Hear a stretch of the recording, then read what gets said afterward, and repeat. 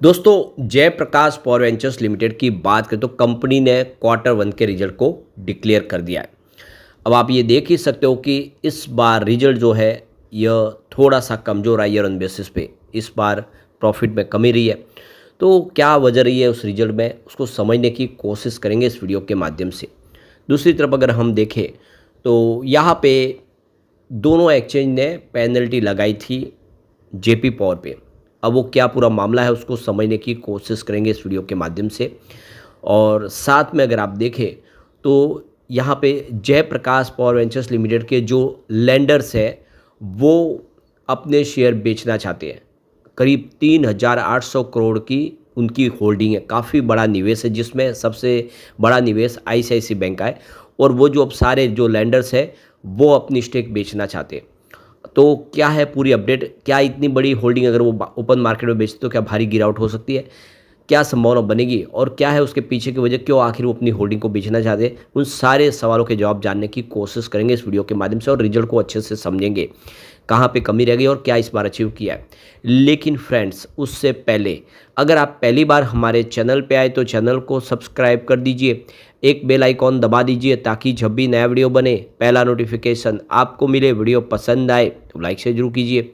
चलो friends video start करते हैं। मैं हूँ आपका दोस्त एसबी दवे और हमारे अपने चैनल ऑनलाइन कमाई में आपका बहुत बहुत स्वागत है।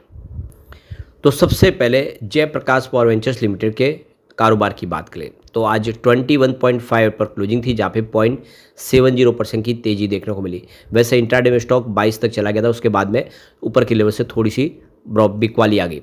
तो अब जेपी पावर ने अपना क्वार्टर वन का रिजल्ट डिक्लेयर कर दिया और इस बार प्रॉफिट में 20.20% की गिरावट हुई है ईयर ऑन बेसिस पे।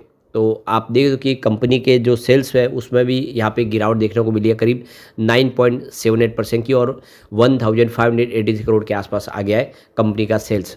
नेट प्रॉफिट की बात करें उसमें भी 20% की गिरावट के साथ 278 करोड़ के आसपास आ गया है, जबकि पिछले एक साल पहले ये 348 करोड़ के आसपास था। तो कंपनी का प्रॉफिट और सेल्स दोनों ही गिरे हैं।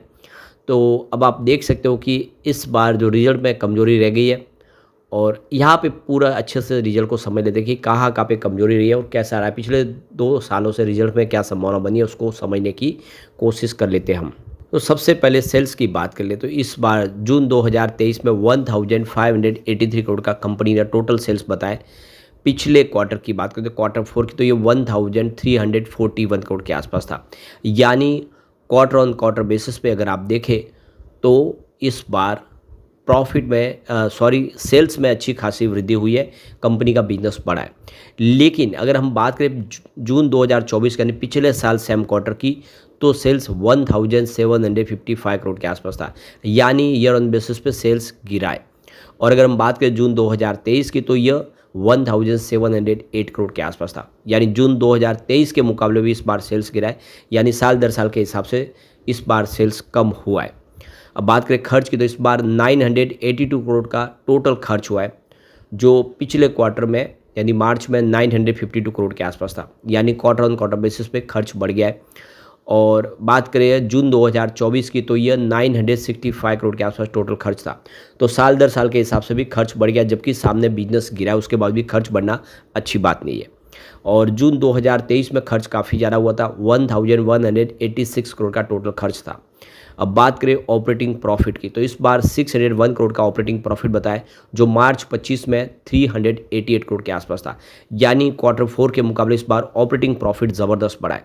लेकिन जून 2024 की बात करें तो वो 790 करोड़ के आसपास था, यानी ईयर ऑन बेसिस पे इस बार ऑपरेटिंग प्रॉफिट गिर गया है। और जून 2023 में ये 521 करोड़ के आसपास था। तो जून 23 के मुकाबले ऑपरेटिंग प्रॉफिट में वृद्धि हुई है। तो साल दर साल के हिसाब से थोड़ी कमजोरी जरूर रह गई है। अब बात करें अदर इनकम की तो इस बार 48 करोड़ की अदर इनकम हुई है, जो पिछले क्वार्टर में 26 करोड़ के आसपास थी, जबकि पिछले साल सेम क्वार्टर में देखो तो 24 करोड़ के आसपास थी। यानी इस बार अदर इनकम अच्छी खासी बढ़ी है, जबकि जून 2023 में मात्र 7 करोड़ की ही अदर इनकम थी। अब बात करें प्रॉफिट बिफोर टैक्स की तो इस बार 435 करोड़ का प्रॉफिट बिफोर टैक्स बताए, जो क्वार्टर 4 में मात्र 201 करोड़ के आसपास था, यानी दुगुना से ज़्यादा वृद्धि हुई है। लेकिन पिछले साल सेम क्वार्टर में 588 करोड़ का प्रॉफिट बिफोर टैक्स था, उस हिसाब से काफ़ी कमी आई है। और अगर हम बात करें जून 2023 की तो ये 294 करोड़ के आसपास था, उस हिसाब से काफ़ी अच्छा बढ़ा है। अब बात कर ले इसके नेट प्रॉफिट की, तो इस बार 278 करोड़ का नेट प्रॉफिट बटा है, जो पिछले क्वार्टर में यानी क्वार्टर 4 में 156 करोड़ के आसपास था। तो यहाँ पे शानदार तरीके से वृद्धि हुई है। Year quarter on quarter basis पे रिजल्ट बहुत ही बेहतर आए, लेकिन कमी रह गई है ईयर ऑन बेसिस पे।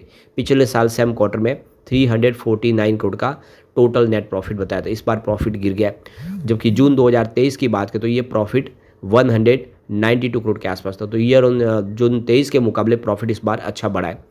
अब बात कर ले इसके ईपीएस की, तो 0.41 रुपीज़ के आसपास रहा है, जो पिछले क्वार्टर में 0.23 रुपीज़ के आसपास था।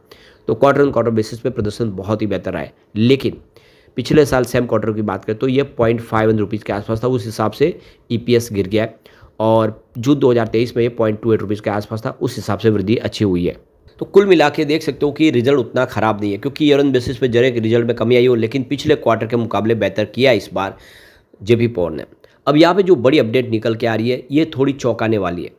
जो जेपी पावर के लैंडर्स हैं जिन्होंने 3,800 करोड़ रुपीज़ का कर्ज दिया हुआ है और उसके बदले में इक्विटी ली हुई है, अब वो इक्विटी को बेचना चाहते हैं, वो यहाँ से एग्जिट लेना चाहते हैं। तो जो लैंडर्स है, जिसमें आईसीआईसीआई बैंक सबसे बड़े यहाँ पे लैंडर्स है, उनकी काफ़ी बड़ी होल्डिंग है और अब ये लैंडर्स 3800 करोड़ की शेयर बेचना चाहते हैं। तो जयप्रकाश पावर वेंचर्स लिमिटेड के जो लैंडर्स है जिन्होंने 3,800 करोड़ रुपये का इन्वेस्टमेंट किया हुआ है, 2019 में जो डेट रिस्ट्रक्चरिंग जो प्लान के तहत इन्होंने ये इक्विटी लेके ये आप देखें तो इनको कर्ज दिया था, अब उसको वो सेल करना चाहते। तो ये कन्वर्टेबल प्रेफरेंस शेयर है, जो आप समझ लो उनकी 25% के आसपास की हिस्सेदारी है, यानी सब ने मिल के जो हिस्सेदारी ली है वो काफ़ी बड़ी है। तो आप देख सकते हो कि इस समय किसी भी कंपनी में अगर 51% की स्टेक किसी के पास होती है तो वो उसमें आप देख सकते हो बड़े मेजॉरिटी स्टेक होल्डर हो जाते हैं, उनका ही चलता है। यहाँ पे 25% जो होल्डिंग है वो इन लैंडर्स के, जबकि 24% की हिस्सेदारी जेपी एसोसिएट के। जेपी एसोसिएट के मुकाबले लैंडर्स के पास ताकत ज़्यादा है। आईसीआईसीआई बैंक इस पूरे ग्रुप को लीड कर रहे हैं, जिसमें उनकी सबसे बड़ी हिस्सेदारी है।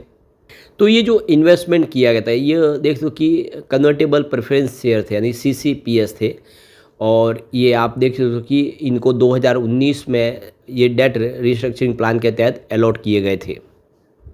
तो पिछले सप्ताह ही देख सकते हो कि जयप्रकाश पावर वेंचर्स लिमिटेड की जो कमिटी ऑफ क्रेडिटर्स है उन्होंने मीटिंग की थी, अपनी हिस्सेदारी बेचने पे उन्होंने प्लानिंग बनाई है। तो ये बाज़ार में अगर इतनी बड़ी स्टेक बेचते हैं 25% के आसपास की हिस्सेदारी, तो बाज़ार में दबाव की स्थिति बन सकती है। देख सकते हो कि काफ़ी बड़ा यहाँ पे एक सेलिंग प्रेशर आ सकता है। तो यहाँ पे जो लैंडर्स है उन्होंने 10 से 12 जो बड़ी पावर जनरेशन कंपनी है उनके साथ में बातचीत शुरू की है कि वो ये एसेट को ख़रीद ले, यानी वो शेयर के बदले जो कंपनी की एसेट है उसको ख़रीदे और उनको वो पैसा चुका दे। लेकिन अगर बिडर्स ने इंटरेस्ट नहीं लिया तो यहाँ पे उनको प्रॉब्लम हो सकती है। अब यहाँ पे एक गौर करने वाली बात है कि जो यहाँ पे सीसीपीएस है वो 25% की स्टेक है, जबकि जेपी एसोसिएट की मात्र 24% की हिस्सेदारी है। तो अगर वो सारी की सारी जो 25% हिस्सेदारी कोई खरीद लेता है तो वो देखो कि प्रमोटर से ज़्यादा उनकी हिस्सेदारी हो जाएगी, उनका कंट्रोल हो सकता है कंपनी पे। तो ऐसा अगर कोई इन्वेस्टर आता है और वो पूरे स्टेक खरीद लेता तो वो यहाँ पे प्रमोटर के तौर पर बन सकता है, उनकी हिस्सेदारी बड़ी हो जाती है। जयप्रकाश पावर वेंचर्स की इसके बाद ऑपरेशनल कैपेसिटी देखें तो थर्मल और हाइड्रो पावर प्रोजेक्ट की टोटल मिला के 2.2 गीगावाट की पावर कैपेसिटी है। तो अब देखना होगा कि क्या फैसला होता है और आने वाला वक्त ही बताएगा। जेपी एसोसिएट भी नीलाम हो रही है इसकी जो प्रमोटर कंपनी है। लेकिन फ्रेंड्स, कोई भी इन्वेस्टमेंट करने से पहले अपने फाइनेंशियल एडवाइजर से एडवाइस ले ले या अपना खुद का रिसर्च करें, क्योंकि मैंने वीडियो आपके एजुकेशनल पर्पज़ के लिए ही बनाया। वीडियो पसंद आए तो लाइक से जरूर कीजिए और चैनल को सब्सक्राइब कर दीजिए। Thank you friends.